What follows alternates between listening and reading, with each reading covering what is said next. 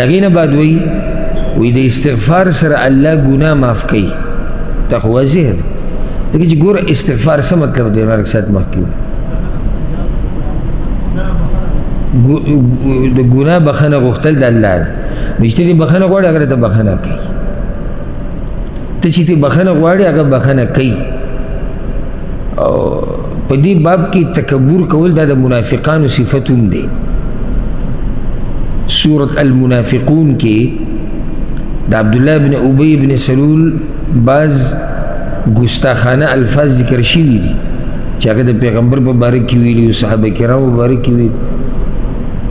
نو کله چې به دوی ته وویلی شو ګوره واذا قیل لهم تعالوا یستغفر لکم رسول الله، او کله چې به منافقانو ته وویلی شو چې راشئ د پیغمبر خواله چې ستاسو دپاره بخښنه وغواړي د الله نه، دغه چې غلطیانې دنه شوي لووا رؤوسهم ورأیتهم یصدون وهم مستکبرون. الله وی مخونه واړئ سرونه وخوځئ متکبره او واپس شوي زموږ ته هېڅ ضرورت نشته. بخښنه نه غوښته د الله نه د تکبر دی. ها یعنې یو سړی دومره په ګناه کې انختی دی چې د سره دې طرف ته توجه نه ورکړي زما یو رب دی هغه به ما په دې رانیسي، دا هم یو قسمه تکبر دی، عجزي دا ده. لکه رسول صلی الله علیه وسلم ته وګوره د هغه باره کې را روان دی حدیث، په یو مجلس کې په یو بیټک کې سل پیرې د الله نه بخښنه غواړي، او دا هغه انسان دی چې الله ورله تېر شوي او راتلونکي خطاګانې معاف کړي، دې ته عجزي وایي. دې ته د الله په مخ کې ځان عجزه ښکاره کول، ذلت، خشوع، سکون د الله په مخ کې هغه دا دی چې یو سړی د ګناهونو نه صفا دی او هغه د الله نه سل پیرې بخښنه په یو مجلس کې غواړي، په یو مجلس کې. او زمونږ په ګناهونو باندې کلونه تېر شوي دي، کلونه دا زړی راله تک تور کړی او موږ بخښنه د الله نه نه غواړو. دا به یو نوع تکبر نه وي؟ دا یو نوع تکبر دی. تکبر ډېر اقسام دي، دا به یو قسم دی. نو د استغفار سره الله ګناه معاف کوي او زموږ د هر یو د ارمان دی چې الله زموږ ګناهونه معاف کړي. الله وی سورة النساء کې 113 نمبر آیت دی ومن يعمل سوءا او يظلم نفسه، او چا چې بد عمل وکړو یا ځان سره ظلم وکړو. ځان سره ظلم څه دی؟ ګناهونه کول. نو مخکې بد عمل ذکر کو، نو به بعضو علماو دا فرق کړی چې لکه غټ ګناهونه واړه ګناهونه فحاشۍ سره چې تعلق ساتي هغه ګناهونه عام ګناهونه. مطلب د آیت دا دی چې هر قسمه ګناه چې وشو، هر قسمه تر دې چې شرک، د شرک نه لوی ګناه خو بله نشته که نه. یو سړي شرک وکړو، کفر یې وکړو، ثم یستغفر الله، بیا بخښنه وغواړي د الله نه، یجد الله غفورا رحیما، وبمومی الله لره بخښونکی مهربانا. تل الله مهربان دی. هر قسم ګناه چې ته وکړې که نه او بیا د الله نه بخښنه وغواړي، الله رب العزت وی ما به بخښونکی مهربانه عمومي، خو چې ته راواپس وشي الله ته کوي. بیا وی چې د استغفار د لاسه انسان ته ډیر خیر، د استغفار د لاسه الله انسان ته ډیر خیر، برکت او طاقت ورکوي. او دا موږ ټول غواړو خیر، برکت، پراخ رزق، نیکمله بچي او بچي په بدن کې زور، طاقت، دا موږ ټول غواړو، که نه څوک نه غواړي. د دې یوه لار هغه استغفار ده. نن سبا دا بېروزګاري عامه شوې ده، د مسافرو کې هم او ملک کې هم غفلت ته زموږ وګوره چې دغه یو طرف ته سوچ دی چې په څه طریقې سره به دا مال ډېرېږي او دا ولې کم شو، دا ولې مزدوري کمه شوه، خو دې طرف ته موږ نه ګوري چې زموږ د الله سره رابطه څنګه ده. یا زه مزدوري کوم، رزق ګټم، خو پکې برکت نشته، د دې به آخر څه وجه؟ په بچو کې برکت نشته، په کار کې نشته، په کور کې نشته، په ژوند کې نشته. دغه یو وجه دا ده چې موږ د استغفار نه غافله یو، موږ د الله نه بخښنې نه غواړو. ځکه چې کله انسان د مصیبتونو چې په ده باندې راځي دا د ده د ګناهونو د لاسه راځي او ګناهونه ختمیږي په استغفار سره. سورة نوح کې الله رب العزت د نوح علیه السلام خبر را نقل کړی ده چې هغه خپل قوم ته څه ویلي وو؟ فقلت استغفروا ربكم إنه كان غفارا. وی الله ما ویلي خپل قوم ته نوح علیه السلام چې بخنه غواړي د الله نه، الله ډیر بخونکی ذات دی. ګوره غفار د الله نوم دی، یو غفور دی یو غفار دی.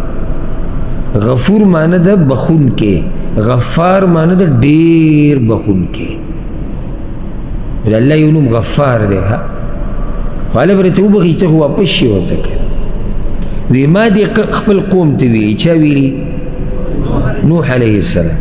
ما دې خپل قوم ته ویلي دي چې بخنه غواړي د الله نه، الله ډیر بخونکی ذات دی. قصه بدل درکړي ګوره د فایدو ته. یرسل السماء علیکم مدرارا. راو به ورئ په تاسو باندې بارانونه پرله پسې. مدرارا ډیر بارانونه. باران که غواړي استغفار ډیر. ويمددكم بأموال وبنين. او زیات بکی تاسو لره مالونه او زامن. د مال د ډیرولو طریقه هغه استغفار. زامن غواړي د الله نه، بچي غواړي استغفار. ويجعل لكم جنات ويجعل لكم أنهارا. او درب کی تاسو لره باغونه او درب کی تاسو لره نهرونه. فصل، میوه، باغونه، پاکی کې برکت د هر څه سره استغفار، د هر څه د استغفار سره ته میلاوي دي شي. سورة هود کې دا ذکر دی وَيَزِدْكُمْ قُوَّةً إِلَىٰ قُوَّتِكُمْ.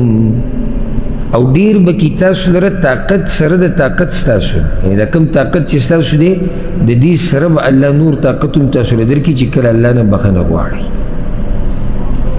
زه غواړم چې یو کس ماته ذکر کړي. د ایتونو کې څو خبرې ذکر شوې.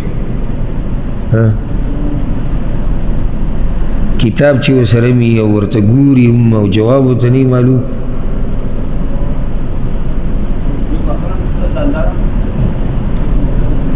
نوح علیہ السلام قوم ته څه ویلي؟ تاسو له به الله څه درکړي؟ الله به وبخي.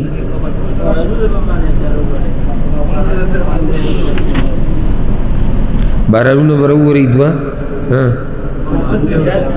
زامن به ډېر کړي، مال به دله ډېر کړي، باغونه به ډېر کړي، نهرونه ولي به دله ډېر کړي، او دا بل ورسره څه دی؟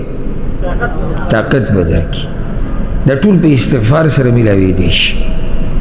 د هغې نه بعد وایي څوک چې استغفار ډېر وایي، بخښنې د الله نه غواړي، الله په عذاب نه راولي. سورة الانفال کې الله رب العزت دا خبره ذکر کړې ده چې دا د مکې د مشرکان دا د عذاب حقدار وو. دا نه چې ښه خلک وو، خو په دوی د عذاب الله ورې نه راوستو، په یو ځای ټول ورې نه ختمول. د هغې دوه وجې ذکر شوي دي. یو وجه دا ذکر شوی دی چې وما کان الله لیعذبهم وانت فیهم. الله په دوی عذاب نه راوړي او ته د دوی په منځ کې یې. یو وجه دا ده. دویمه وما كان الله معذبهم وهم يستغفرون. او نو الله عذاب ورکوونکی دوی ته په داسې حال کې چې دوی بخښنه غوښتونکي وو. دلته اشکال راځي. مکې مشرکان مبارک داسې ویله کېږي نه، په مکه کې بعض کمزوري مسلمانان اوسېدو، هجرت نه بعد وو، کمزوري مسلمانان په مکه کې وو که نه نه وو. هغوی به د الله نه بخښنې غوښتې، د دغه خلکو د لاسه عذاب نه راتو. یا دا چې هم دا د مکې مشرکان په دوی کې به ډېر په مستقبل کې ایمان راوړي او د الله نه به بخښنې غواړي. نو د بخښنې غوښتو د لاسه الله په یو انسان عذاب نه راولي. که د عذابونو نه بچ کېده غواړي بخښنې ډېرې غواړه الله نه، استغفار ډېر وایه، الله به د عذاب نه ساتي. پنځمه خبره وی د خپلو ګناهونو اقرار کوونکي توبه الله قبلوي. څوک چې د ګناهونو اقرار کوي که نه د ده توبه الله قبلوي. زه به ته یو خبره ذکر کوم، د دې بعضو خلکو د طبیعت پیکه شي چې کله ده ته داسې وویلی شي چې یاره ته هم ګناهونه کوې، طبیعت یې پیکه شي په دې خبره چې یعنې زه ګناهونه کوم او ته انته یادو که ستا د سر د اسمان سره لګي که نه بیا هم تا نه ګناهونه کېږي.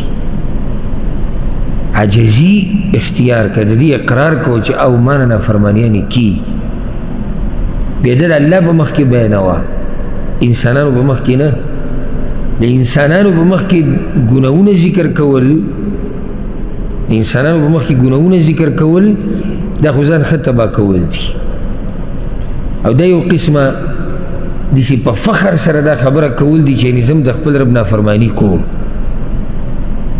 دا اشتي باز پکې شروع کړي یاره بس الله دې بخښنه کوي پخوا به ما دا چل کو که نو الله د باندې پرده راچولی څه له خلکو ته ځان شرموي. اولادا پرېږده زموږ په ملکونو کې بعض مقررین هغه په سټیج باندې لګیایي، ما چې به کله سندره وي که نه او ما چې به کله ټپه وي او موږ چې به کله ګډېدو او موږ چې به کله لکه الله د باندې پردې راچولي دي. مؤمن د ګناهونو تذکره د خلکو په مخ کې نه کوي. ګناه وشو انسان کمزور دی، الله د باندې پرده راواچوله اوس په ځان باندې پرده راواچوه. بل دا چې تا کم داسې توره والې ده چې د خلکو په مخ کې ذکر کوي، د خپل رب سره د دشمني کړې وه ته د خلکو په مخ کې ذکر کوي، د خپل رب دې نه و منلې ته ذکر کوي. یو سړی د مور پلار نافرمانه دی، د مور پلار ځه پرېږده خالق د خالق خو ځان له شان دی. یو سړی د مور پلار نافرمانه دی، دی به هر چا ته داسې وایي او بیا توبه وویسته چې یاره موږ به د مور پلار د سره نه منله. ما یو ورځ پلار ته دقې شانې ووایي چې ته څه کوې؟ څوک دا ذکر کوي؟ د تاسې توره والې ده دلته دی صرف دا دې د لاسه نه ذکر کوي چې مور پلار نه وله حیا ورځي. د مور پلار مقام اوچت دی او چې کله د الله نافرماني وکړي بیا به خلکو ته بیانوي چې یو وخت کې یعنې سړی داسې په خندا سړي ته ووایي حیا وله نه ورځي، یاره یو وخت کې ما هم د خپل رب نه منله. مؤمن ته خو چې د هغه ګناهونه را یادېږي زړه یې ورسره ماتېږي، زړه یې ورسره ټوټه ټوټه کېږي چې ولې زما نه دا ګناهونه شوي دي. ما له نه وه په کار چې ما داسې کړی، ما له نه وه په کار چې ما د خپل رب نافرماني کړی، خو دا زما نه یو کار شوی دی. الله د باندې پرده راواچوله ته د ځان نه پرده اوچتې. خلک سوال دا کوي چې الله په ما پرده راواچوه په دنیا او په آخرت کې، دی لګیا د ځان شرموي خلکو ته وایي ما هم دا کارونه کړي دي. موږ به هم وایي نشه چې کله کوله که نه او موږ چې به کله دا کار کوو کله دا کار کوو. کله سړی ځان سره ناستي را دینداره سړی او د ماضي ګناهونه ورته رایاد شي که نه د سترګو نه اوښکې روانې شي، د سترګو نه اوښکې روانې شي چې زه به کوم مخ باندې الله ته مخامخ کېږم. اوس یو سړی عامه مجمله خبره چا د عبرت دپاره وکړي چې یاره موږ بېلارې وو، صحیح ده، عامه خبره وکړي چې یو وخت کې زه بېلارې وم الله راته هدایت وکړو. اوس د ګناهونو تفصیل ذکر کول او ځای په ځای ذکر کول او بې مقصده بې ضرورته دا د مؤمن شان نه دي. نو د ګناهونو اقرار د چا په مخ کې کول؟ د الله په مخ کې کول، او عام داسې اقرار کول د انسانانو په مخ کې هم کولی شي چې او زه د الله کمزور او ګناهګار بنده یم. نو دې کې او په هغه اولني قسم کې فرق دی چې ګناهونه لکه رسول صلی الله علیه وسلم حدیث کې وایي یو سړی دی د شپې ګناه وکړه، الله به پرده راواچوله، سحر چې راپاڅېدو خلکو ته یې ووایي ما دا کړي ما دا کړي. دې خلکو ته الله بخښنه نه کوي. حدیث کې دا خبر راغله